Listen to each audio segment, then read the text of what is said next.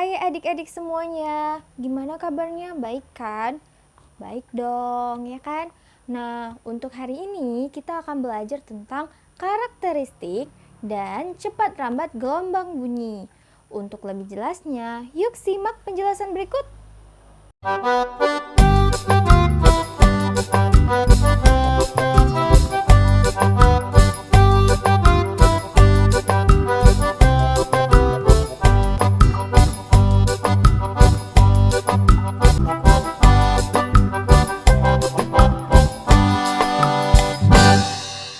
Karakteristik gelombang bunyi. Kalau kita cermati pada alat musik, pasti ada komponen yang bergetar, baik pada biola, piano, gitar, bahkan speaker pun bagian diafragmanya bergetar. Nah, artinya sumber bunyi sama dengan getaran. Maka dapat disimpulkan bahwa bunyi merupakan getaran yang merambat melalui suatu medium hingga sampai ke telinga kita. Nah, karena memerlukan medium, maka bunyi termasuk dalam gelombang mekanik. Sedangkan berdasarkan arah getar partikel terhadap arah rambatan, maka gelombang bunyi termasuk gelombang longitudinal. Seperti apa bentuknya? Nah, seandainya kita bisa melihat partikel udara, maka bunyi yang kita tangkap dari speaker kira-kira seperti gambar berikut. Ketika diafragma speakernya ini bergerak keluar mendorong partikel, maka partikel udara termampatkan, sehingga muncul rapatan-rapatan. Nah, rapatan inilah yang merambat hingga sampai ke telinga kita. Begitu juga sebaliknya, ketika diafragma speaker bergerak ke dalam, maka akan terbentuk ronggangan. Nah, rapatan dan renggangan inilah sama halnya dengan rapatan dan renggangan pada selingki.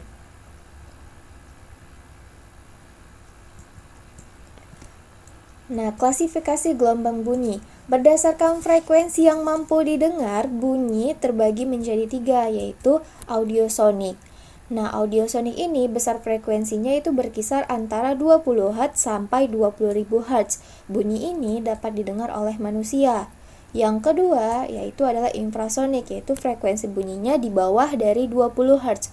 Nah, bunyi ini dapat didengar oleh gajah, paus, kuda, dan badak. Yang ketiga adalah ultrasonik. Frekuensi bunyi ini yaitu di atas 20.000 Hz. Bunyi ini dapat didengar oleh kelelawar, anjing, dan kucing. Tinggi nada dan kuat nada. Alat untuk melihat bentuk gelombang yaitu adalah osiloskop. Nah, seperti gambar ini adalah gelombang yang mampu ditangkap oleh osiloskop. Selanjutnya, tinggi dan rendahnya nada itu dipengaruhi oleh frekuensi. Karena semakin tinggi frekuensi, maka semakin tinggi nadanya. Begitu juga sebaliknya, semakin rendah frekuensi, maka semakin rendah nadanya. Nah, untuk kuat dan lemahnya nada itu dipengaruhi oleh amplitudo, di mana semakin besar amplitudo, maka semakin kuat nadanya. Begitu juga sebaliknya, semakin kecil amplitudonya, maka semakin lemah nadanya.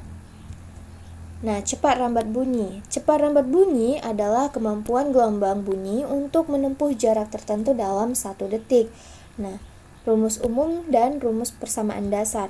Secara umum, gelombang bunyi dirumuskan dengan V sama dengan jarak tempuh per selang waktu atau S per T, di mana persamaan dasar cepat rambat gelombang bunyi yaitu V sama dengan lambda dikali F, di mana lambda adalah panjang gelombang dan F merupakan frekuensi.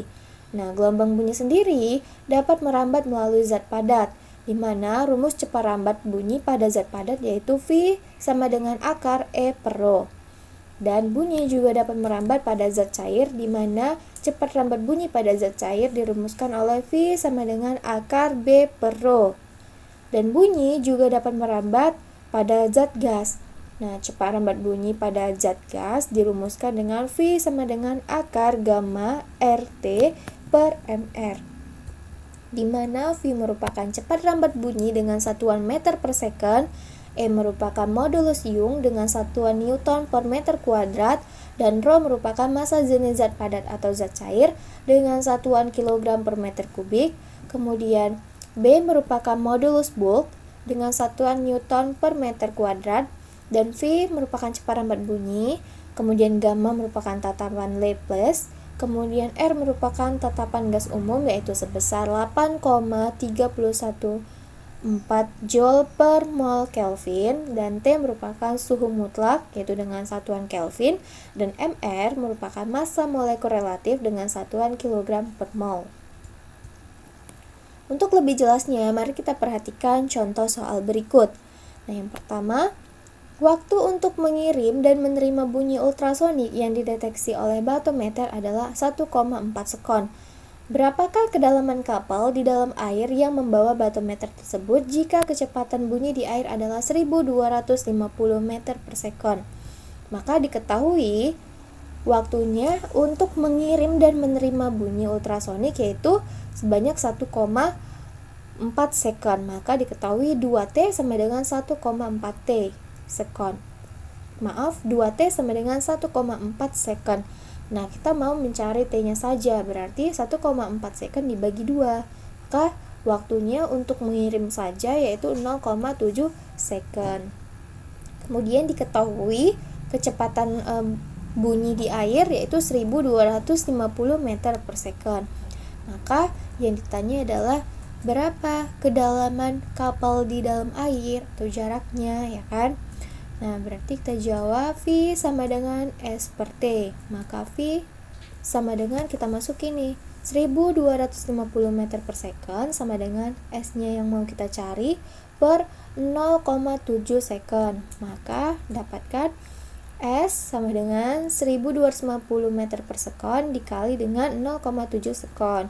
Maka didapatkan adalah S sama dengan 875 meter. Jadi, kedalaman kapal di dalam air yang membawa batometer tersebut adalah 875 meter. Sekian dan terima kasih.